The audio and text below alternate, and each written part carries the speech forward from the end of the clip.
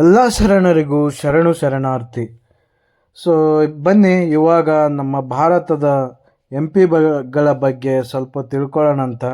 ಇದರಲ್ಲಿ ಬಂದ್ಬಿಟ್ಟು ನಮ್ಮ ಗಳಿಗೆ ಸಂಬಳಗಳು ಎಷ್ಟಿರುತ್ತೆ, ಯಾವ್ಯಾವ ಸೌಲಭ್ಯಗಳು ಇರ್ತಾವ, ಮತ್ತು ಜನಪ್ರತಿನಿಧಿ ಆಗಿರೋದರಿಂದ ಅದರಿಂದ ಇರುವ ಸತ್ಯಗಳು ಏನೇನು ಇರುತ್ತೆ, ಇದನ್ನೆಲ್ಲವನ್ನು ಬಂದು ವಿಸ್ತೃತವಾಗಿ ಪೂರ್ತಿಯಾಗಿ ತಿಳ್ಕೊಳ್ಳೋಣ ಅಂತ. ದಯವಿಟ್ಟು ಪೂರ್ತಿ ವಿಡಿಯೋನ ನೋಡಿ, ಮಧ್ಯಕ್ಕೆ ಸ್ಕಿಪ್ ಮಾಡೋದು ಮಾಡಬೇಡಿ. ಸೊ ಬನ್ನಿ, ಅಂದರೆ ಯಾರು ಅಂದರೆ ಇದರಲ್ಲಿ ಪಿಗಳು ಲೋಕಸಭೆ ಮತ್ತು ರಾಜ್ಯಸಭೆಗೆ ಆಯ್ಕೆಯಾದ ಜನಪ್ರತಿನಿಧಿಗಳು.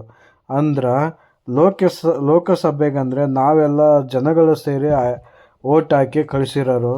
ಮತ್ತು ರಾಜ್ಯಸಭೆ ಅಂತಂದರೆ ಸೊ ನಾವು ಓಟ್ ಹಾಕಿ ಕಳಿಸಿರ್ತೀವಲ್ಲ, ಅವರೆಲ್ಲರೂ ಓಟ್ ಹಾಕಿ ಕಳಿಸ್ತಾರಲ್ಲ ಸದಸ್ಯರನ್ನು, ಅವ್ರಿಗೆಲ್ಲರೂ ಬಂದ್ಬಿಟ್ಟು ರಾಜ್ಯಸಭೆ ಅಂತ. ಸೊ ಇವರಿಬ್ಬರು ಬಂದುಬಿಟ್ಟು ಸಂಸತ್ತಿನಲ್ಲಿ, ಅಂದರೆ ಲೋಕಸಭೆ ಮತ್ತು ರಾಜ್ಯಸಭೆಯ ಸಂಸತ್ತಿನಲ್ಲಿ ಸೊ ತಮ್ಮ ತಮ್ಮ ವಾದಗಳನ್ನು, ತಮ್ಮ ತಮ್ಮ ಜನರ ಕಷ್ಟಗಳನ್ನು ಅಲ್ಲಿ ಮಂಡನೆ ಮಾಡುತ್ತಾರೆ. ಸೊ ಇವರಿಗೆ ಬಂದುಬಿಟ್ಟು ಸಂಬಳ ಅದೆಲ್ಲ ಎಷ್ಟು ಸಿಗುತ್ತೆ ಅಂತಂದರೆ, ಮಾಸಿಕ ಮೂಲ ಸಂಬಳ ಬಂದುಬಿಟ್ಟು 1,00,000ವರೆಗೂ ಇರುತ್ತೆ ಅಂತ ಅನಿಸುತ್ತೆ. ಸೊ ಇದೆಲ್ಲ ಬಂದುಬಿಟ್ಟು ಸೆಂಟ್ರಲ್ ಗೌರ್ಮೆಂಟು ಇದನ್ನೆಲ್ಲ ನಿಗದಿಪಡಿಸುತ್ತೆ. ಸೊ ಸುಮಾರು ಒಂದು ವರ್ಷಕ್ಕೆ ಒಂದು 12ರಿಂದ 13 ಲಕ್ಷ ಬರ್ಬೋದು ಅನಿಸುತ್ತೆ. ಬಟ್ ಇದರಲ್ಲಿ ಸೀನಿಯಾರಿಟಿ ಲೆವೆಲ್ಲು ಮತ್ತು ತುಂಬ ಸರಿ ಆಯ್ಕೆ ಆದವರಿಗೆ, ಇಲ್ಲ ಫಸ್ಟ್ ಟೈಮ್ ಆಯ್ಕೆ ಆದವರಿಗೆ ಎಷ್ಟು ಬರುತ್ತೆ ಅನ್ನೋದು ಖಚಿತ ಮಾಹಿತಿ ಇಲ್ಲ.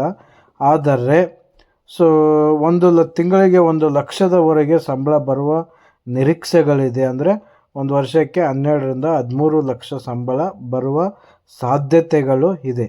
ಸೊ ಅದಾದ ಮೇಲೆ ಅಲೌನ್ಸ್ ಬಂದ್ಬಿಟ್ಟು, ಅಂದರೆ ಭತ್ಯೆಗಳು ಏನೇನು ಸಿಗ್ತಾವೆ ಅಂತಂದರೆ, ಸಂಸದರ ಭವನ ಅಂತ ಇರುತ್ತೆ, ಮತ್ತಿಲ್ಲ ಮನೆ ಬಾಡಿಗೆ ಭತ್ಯೆ ಅಂತ ಕೊಡ್ತಾರೆ, ಮತ್ತು ಉಚಿತ ವಿಮಾನ ಪ್ರಯಾಣ ಇರುತ್ತಂತ.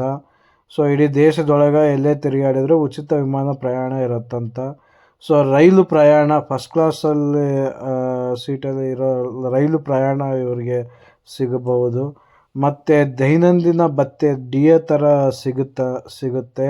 ಮತ್ತು ಆಫೀಸ್ ಸ್ಟಾಫ್ಗಳಿಗೆ ಭತ್ಯೆ, ಅಂದರೆ ಯಾವುದೋ ಆಫೀಸಲ್ಲಿ ಕೆಲಸ ಮಾಡೋರಿಗೆ, ಮತ್ತು ಅವ್ರ ಪರ್ಸ್ನಲ್ ಅಸಿಸ್ಟೆಂಟ್ಗಳಿಗೆ, ಮತ್ತು ಬೇರೆ ಬೇರೆ ಸ್ಟಾಫ್ಗಳು ಇರ್ತಾರಲ್ಲ, ಅವ್ರಿಗೆಲ್ಲರಿಗೂ ಭತ್ಯೆ ಅಂತ ಕೊಡ್ತಾರೆ.